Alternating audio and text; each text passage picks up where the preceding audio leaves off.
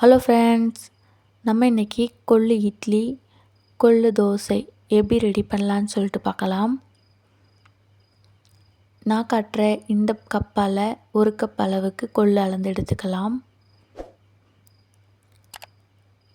இது கூடவே 3 கப் அளவுக்கு இட்லி அரிசி எடுத்துக்கிறேன். கொள்ளு நல்லா சாஃப்டாக இருக்கும் மாவை ஆட்டும் பொழுது. அதனால் நம்ம எடுத்துருக்கிற இந்த கொள்ளுக்கும் அரிசிக்கும் ரொம்பவே குறைவான அளவுக்கு நம்ம உளுந்து சேர்த்துக்கலாம். நம்ம அரிசி அளந்த அதே கப்பால் 1/4 கப் அளவுக்கு இருக்கும் உளுந்து, அதையும் நான் சேர்த்துக்கிறேன். ஒரு அரை டீஸ்பூன் அளவுக்கு வெந்தயம். இப்போ இது எல்லாத்தையும் நல்லா ஒரு 2 டைம் வாஷ் பண்ணிவிட்டு நல்ல தண்ணி போட்டு ஊற வச்சுக்கலாம். நான் கம்மியான அளவில் ஊற வச்சுருக்கிறனால எல்லாத்தையும் ஒன்றா தான் இன்றைக்கி ஆட்ட போகிறேன். நீங்கள் விருப்பப்பட்டால் கொள்ளையும் உளுந்தையும் தனியாக ஆட்டிட்டு அப்புறம் அரிசி தனியாக ஆட்டிக்கலாம். நம்ம இட்லி மாவு நார்மலாக வீட்டில் அரைப்போம்ல, அந்த மாதிரி கூட. இப்போ பாருங்கள், எனக்கு ஒரு 4லேருந்து ஒரு 6 மணி நேரம் நல்லா ஊற வச்சுருங்க. ஊறினதுக்கப்புறம் நம்ம மாவு ஆட்டி எடுத்துக்கலாம். தேவைக்கு ஏற்ப கொஞ்சம் கொஞ்சமாக தண்ணி தெளித்து நம்ம இட்லி மாவு எப்போதும் வீட்டில் எப்படி ஆட்டுவோமோ அதே மாதிரியே ஆட்டி எடுத்துக்கோங்க. பாருங்கள், எனக்கு இந்த அளவுக்கு நல்லா மசிஞ்சு வந்துருச்சு.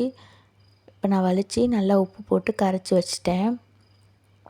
இது ஒரு 6லேருந்து ஒரு 8 மணி நேரம் வச்சுருங்க அப்படியே.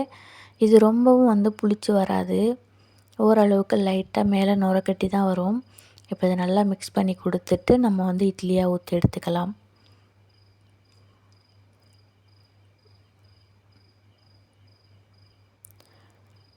இட்லி வெந்துருச்சு. இப்போ எடுத்துட்டோம் அப்படின்னா ரொம்பவே சூப்பரான கொள்ளு இட்லி நமக்கு ரெடி ஆயிடுச்சு.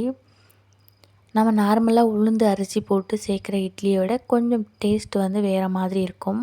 ஆனால் இட்லி சாப்பிட்றதுக்கு ரொம்பவே சாஃப்டாக இருக்கும். ஒரு வித்தியாசமான டேஸ்ட்டில் இட்லி சாப்பிட்ட ஃபீல் கிடைக்கும். அது மட்டும் இல்லாமல் கொள்ளு ரொம்பவே உடம்புக்கு நல்லது. வெயிட் லாஸ் பண்ணணுன்னு நினைக்கிறவங்க இந்த மாதிரி கொள்ளு இட்லி செஞ்சு சாப்பிடுங்க. கொள்ளு இப்போ இருக்கிற பனிக்காலத்துக்கு சளிக்கெலாம் கூட ரொம்பவே நல்லது. பாருங்கள் எவ்வளோ சாஃப்டாக இருக்குதுன்னு சொல்லிட்டு. ஒருவேளை உங்களுக்கு இட்லி பிடிக்கலை அப்படின்னா கண்டிப்பாக தோசையாக செஞ்சு சாப்பிட்லாம். தோசை நம்ம ஹோட்டலில் சாப்பிட ரோஸ்ட் மாதிரியே இருக்கும். அதே மாவில் கொஞ்சம் தண்ணி சேர்த்து தோசை மாதிரி நல்லா விரித்து எடுத்துக்கோங்க. இது கண்டிப்பாக குழந்தைங்களுக்கெலாம் ரொம்பவே பிடிக்கும். ஏன்னா நல்லா முறுமுறுன்னு சாப்பிட்றதுக்கு வாசமாகவும் இருக்கும். அவ்வளோதான் ஃப்ரெண்ட்ஸ், நமக்கு கொள்ளு வச்சு கொள்ளு தோசை இட்லி எப்படி ரெடி பண்ணுறதுன்னு சொல்லிட்டு பார்த்துட்டோம். இந்த வீடியோ உங்களுக்கு பிடிச்சிருந்தா சின்னதாக ஒரு லைக் கொடுங்க. ஃப்ரெண்ட்ஸ் அண்ட் ஃபேமிலி கூட ஷேர் பண்ணுங்கள்.